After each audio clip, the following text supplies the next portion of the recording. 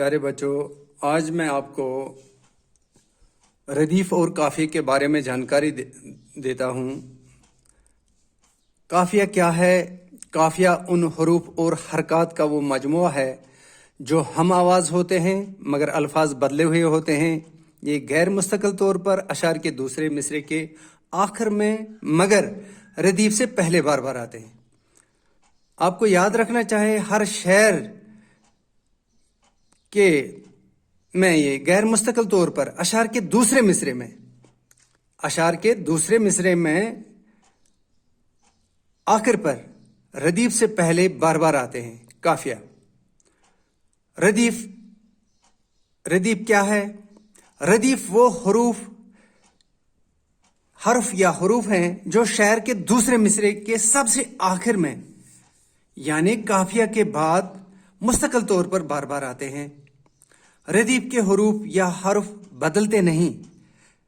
ذیل کی غزل کے چند اشعار سے ردیف اور قافیہ دونوں کی مثالیں واضح ہو جائیں گی۔ جو آپ نے فیض احمد فیض کی غزل میں نے کل آپ کو پڑھائی، گلو میں رنگ بھرے باد نو بہار چلے، چلے بھی آؤ کہ گلشن کا کاروبار چلے۔ اس شعر میں گلو میں رنگ بھرے باد نو بہار چلے، اس کا جو دوسرا مصرعہ ہے چلے بھی آؤ کہ گلشن کا کاروبار چلے۔ اس میں جو یہ کاروبار ہے یہ قافیہ ہے اور چلے جو ہے یہ ردیف ہے، اور ہمیشہ قافیہ ردیف سے پہلے آتا ہے۔ اور یہ بھی آپ نے پڑھا کہ قافیہ کے جو یہ حروف ہیں یہ بار بار آتے ہیں مگر یہ حروف بار بار آتے ہیں مگر الفاظ بدلے ہوئے ہوتے ہیں۔ گلو میں رنگ برے باد نو بہار چلے، چلے بھی آؤ کہ گلشن کا کاروبار چلے۔ اب دوسرا شعر دیکھو، قفس اداس ہے یارو صبا سے کچھ تو کہو، کہیں تو بہر خدا آج ذکر یار چلے۔ پہلے میں آ گیا کاروبار چلے، دوسرے میں آ گیا ذکر یار چلے۔ جو کاروبار ہے یہ قافیہ ہے، یار ہے یہ اس کا ہم وزن ہم آواز ہے قافیہ، لیکن الفاظ بدلے ہوئے ہوتے ہیں۔ لیکن پہلے شعر میں بھی چلے آیا، دوسرے میں بھی چلے ہے، اور تیسرے میں بھی آپ تیسرے پر بھی نظر ڈالو، اس میں بھی چلے ہے۔ بڑا ہے درد کا رشتہ یہ دل قریب سے ہی، تمہارے نام پہ آئیں گے غم گسار چلے۔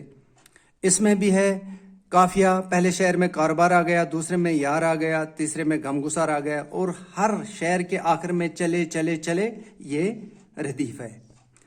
ردیف کے حروف بدلتے نہیں ہیں۔ مقام فیض کوئی راہ میں جچا ہی نہیں، جو کوئی یار سے نکلے تو سوئی دار چلے۔ لہذا بچوں آپ اس غزل کو دیکھو، اس غزل کے ہر دوسرے شعر میں پہلے شعر میں جو قافیہ آتا استعمال ہوا ہے وہ کاروبار ہے، دوسرے میں یار ہے، تیسرے میں غم گسار ہے، اور چوتھے میں دار ہے۔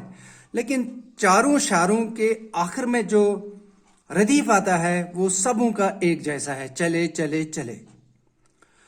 اوپر کی غزل کے اشعار کو آپ نے پڑھ لیا، دیکھ لیا، اشعار ان کے دوسرے مصروں میں جو ایک کاروبار، یار، غم گسار اور دار ایسے الفاظ ہیں جو تقریباً ہم آواز ہیں مگر الفاظ بدلے ہوئے ہیں، یہی قافیے ہیں جو ردیف چلے سے پہلے آئے ہیں۔ اسی طرح ہر شعر کے دوسرے مصرعے کے سب سے آخر میں تم دیکھ رہے ہو کہ لفظ چلے بار بار آیا ہے، یہی ردیف ہیں جو قافیہ کے بعد بغیر کسی تبدیلی کے بار بار آتے ہیں۔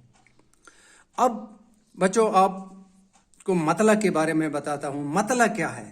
آپ کو پتا ہے مطلع کے لغوی معنی ہیں جگہ طلوع ہونے کی، مگر علم البیان میں غزل یا قصیدے کے سب سے پہلے شعر کو مطلع کہا جاتا ہے، جس کے دونوں مصرعے ہم ردیف اور ہم قافیہ ہوتے ہیں۔ مثلاً فیض احمد فیض کی مذکورہ بالا غزل کا سب سے پہلا شعر گلو میں رنگ برے باد نو بہار چلے، چلے بھی آؤ کہ گلشن کا کاروبار چلے مطلع کا شعر ہے۔ آپ اس میں دیکھیں گے کہ دونوں مصروں میں قافیہ، بہار اور کاروبار موجود ہے۔ اس کے علاوہ دونوں مصرعے ہم ردیف ہیں، یعنی دونوں مصروں میں چلے ردیف ہے۔ مطلع اور مقطع کے علاوہ غزل کے باقی اشعار فرد کہلاتے ہیں۔ پیارے بچوں آپ کو معلوم ہونا چاہے غزل کے پہلے شعر کو مطلع کہتے ہیں، آخری شعر کو مقطع کہتے ہیں، لیکن جو بیچ والے مطلع اور مقطع کے درمیان جو اشعار آتے ہیں उन्हें वो फर्द कहलाते हैं। आप देखेंगे कि इनके दोनों मिसरे हम रदीफ और हम काफिया नहीं है। हुस्न मतला, गजल में मतला अवल के फौरन बाद जो मतला का शेर आता है उसको हुस्न मतला कहते हैं। कभी कभी गजल में हुस्न मतला के फौरन बाद भी मतला के अशार आ जाते हैं, वो बेतरतीब मतला सानी और मतला सालिस कहलाते हैं। शहबैत, गजल का सबसे उम्दा शेर शहबैत या बैतुल गजल कहलाता है। मसलन मोमिन की गजल का मंदरजा झैल शेर शहबैत कहलाता है। इसी शेर को मिर्जा गालिब ने सुनकर इतना पसंद किया था कि उन्होंने मोमिन से कहा कि तुम मेरा पूरा दीवान ले लो और अपना ये शेर मुझे दे दो। और ये शेर क्या है जिस पर गालिब फिरिफ्ता हो गए थे? तुम मेरे पास होते हो गोया जब कोई दूसरा नहीं होता। मक्ता गजल या कसीदा का आखिरी शेर जिसमें शायर अपना तखल्लुस लाता है मक्ता कहलाता है। मसलन जैसे जब तवक्का ही उठ गई गालिब क्यों किसी का गिला करे कोई। बाकी शुक्रिया।